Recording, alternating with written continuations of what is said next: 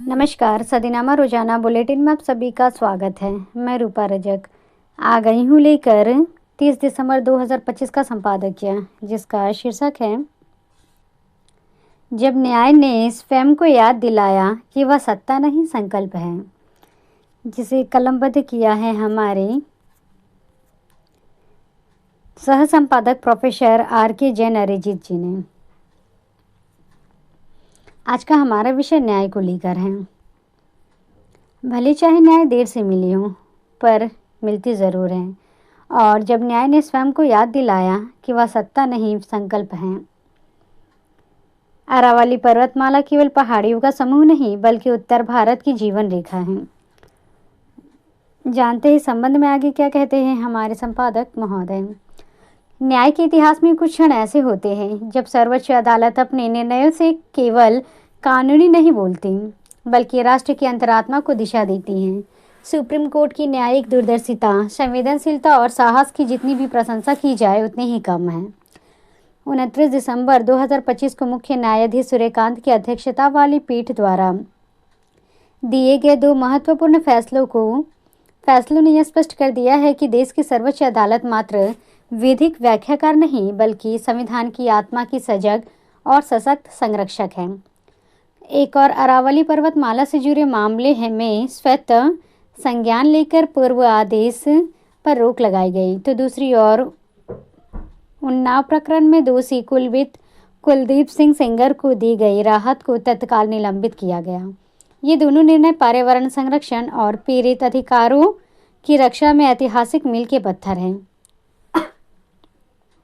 इनके माध्यम से न्यायपालिका की सक्रियता, नैतिक प्रतिबद्धता और जनहित के प्रति उसकी अडिग व निर्भीक दृष्टि पूरी स्पष्टता से उभर कर सामने आता है। अरावली से जुड़ा नवंबर 20, 2025 का निर्णय खनन गतिविधियों के लिए अप्रत्यक्ष रूप से रास्ता खोल सकता था, जिससे पर्यावरणीय संतुलन पर गंभीर संकट उत्पन्न होने की आशंका थी।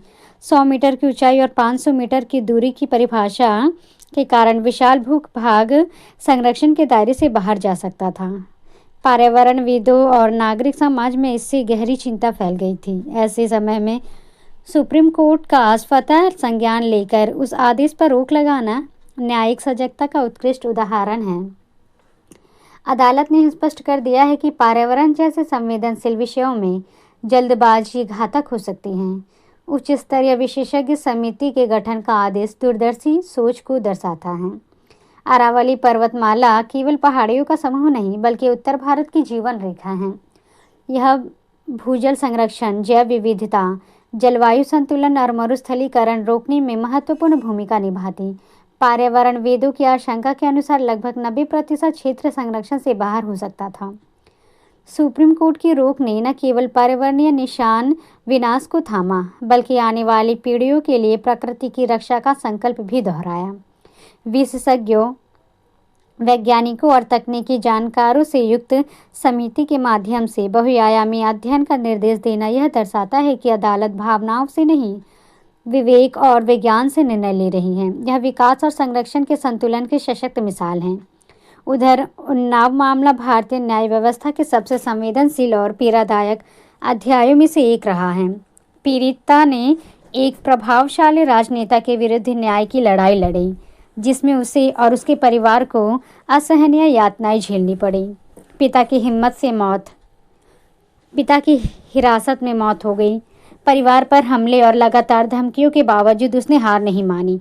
ऐसे में दिसंबर 23, 2025 को दिल्ली हाई कोर्ट द्वारा कुलदीप सिंह सेंगर की उम्र कैद निलंबित किए जाने से समाज में आक्रोश और निराशा फैलना स्वाभाविक ही था।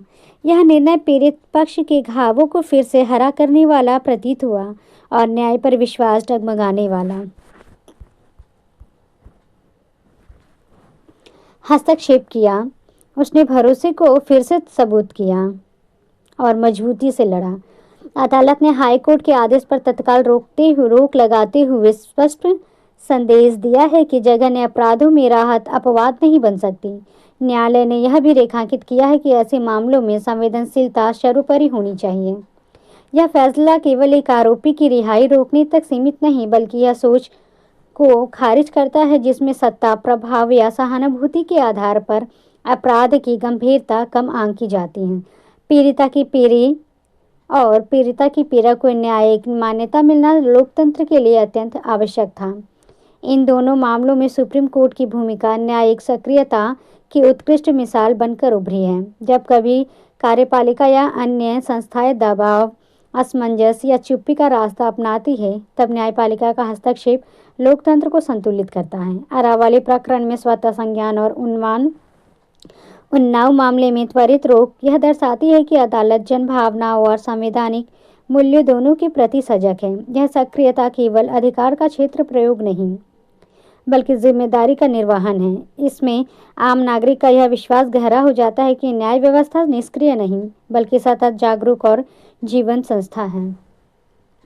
सुप्रीम कोर्ट ने यह निर्णय इस सत्य को और अधिक प्रखरता से स्थापित करते हैं कि न्याय केवल विधिक धाराओं की वैचारिक या औपचारिक व्याख्या नहीं, बल्कि नैतिक साहस, संवेदनशील विवेक और संवैधानिक प्रतिबद्धता का जीवन स्वरूप है। दबावों की आंधी, राजनीतिक प्रभावों की परछाइयाँ और सामाजिक शोरगुल जब सत्य को ढकने का प्रयास करते हैं, तब न्याय के पक्ष में अड़े खड़ा होना असाधारण दृढ़ता की मांग करता है। सर्वोच्च अदालत ने स्पष्ट कर दिया है कि उसके लिए संविधान की सुविधा का दस्तावेज नहीं, बल्कि सर्वोच्च मूल्य है। अरावली प्रकरण में विशेषज्ञ समिति का गठन हो या उन्नाव मामले में अनुचित राहत पर सख्त रोक, दोनों फैसले संतुलन, दूरदर्शिता और विवेकपूर्ण साहस की अनुपम मिसाल हैं। ये निर्णय प्रमाणित करते हैं कि न्यायालय तत्कालीन दबावों या प्रभावशाली वर्गों से संचालित नहीं होती, बल्कि जनहित, नैतिकता और दीर्घकालिक राष्ट्रहित को अपने केंद्र में रखकर निर्णय करता है। अरावली और उन्नाव से जुड़े ऐसे ऐतिहासिक फैसले भारतीय न्यायपालिका की आंतरिक शक्ति, मानवीय संवेदनशीलता,